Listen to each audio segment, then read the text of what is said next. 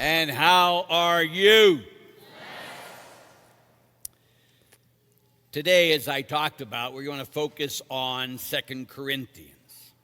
And this line, it says that we might live no longer for ourselves, but for Him.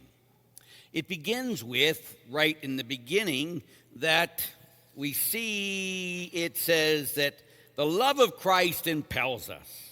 Once we have the conviction that one died for all, therefore all might have died. He indeed died for all. So, it begins with the way Jesus gave his life for us. He lived no longer for himself, but for us. Correct?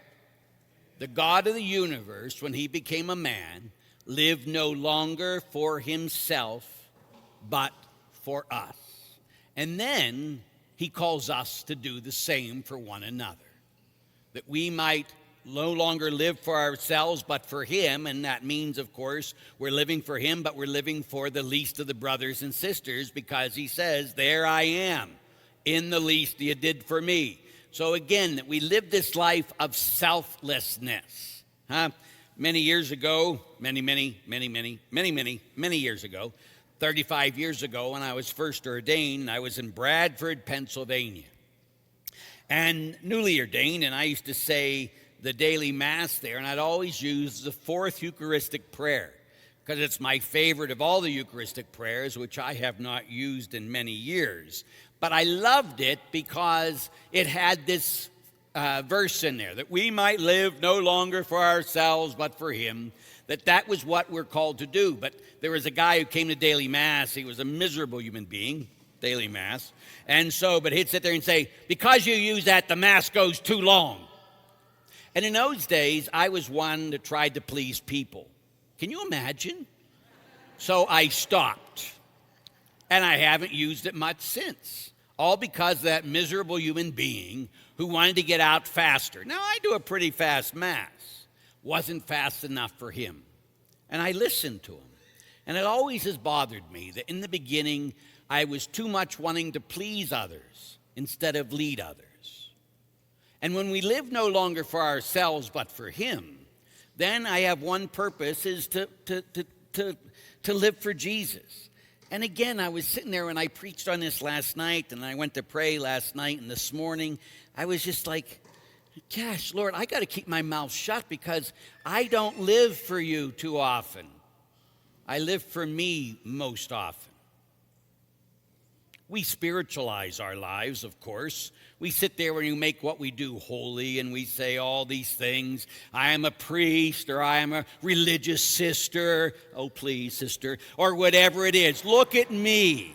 Look what I do for Jesus. Or I go to daily mass, or I go to a once-a-week mass, or I go to Father Larry's mass. That is hell on earth. Whatever it happens to be. And we sit there and think, yeah, I live pretty much for Jesus. And then I sit there, and again, I was in my prayer this morning thinking, I say that, but I don't do it as I need to. I live for me too often. For my comfort, for my wants, for my desires, wanting to do what I want to do. And I'm sitting there thinking, Lord, you got to change me. You got to take full control of me. You got to come into my heart and push me out of the way and take control, so that I live for you. I don't live for me. And I think for all of us, when we really look at ourselves and we really do a good examination, do I really live for Jesus? Or do I really live for me? As simple as my salvation, so I can go to heaven. That's not living for me. That's not living for Jesus. That's living for me. It's all about me. It's all about me. It's all about me. And that got to change. And the only way it's going to change is when you and I completely and fully surrender ourselves that, Jesus, I only want to live for you. I want to live every moment of every day for you. And that means, Jesus, when they look at me, they no longer see me because I'm living for you, so they see you inside of me. And again, that's what it comes down when I'm living for Jesus, because Jesus lives inside of me, who lived his life for me.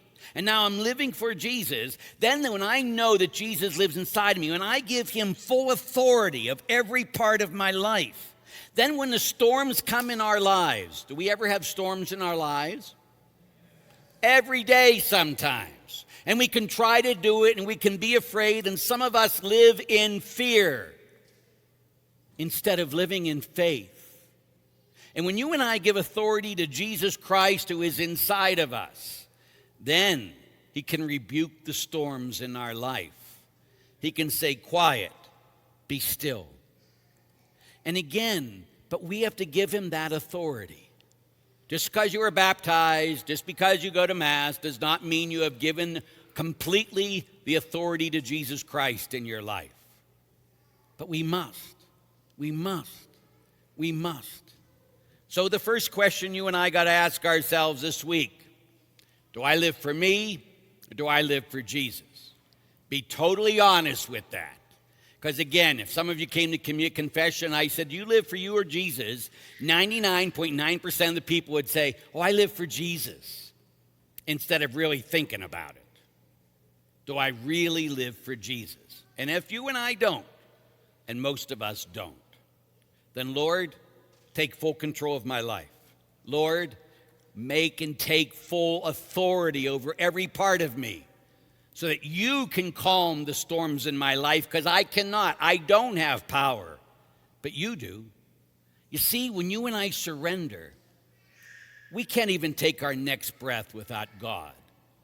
But when we surrender to the authority of Jesus inside of us, we can calm storms. He can calm storms if we give him that authority. So, let's together give him full authority of every part of our life so that he can calm the storms of our life, and he can sit there and we can then say, I no longer live. Jesus lives inside of me. You got it? You get it? You're going to live it? May each of you know his love today and forever. Amen.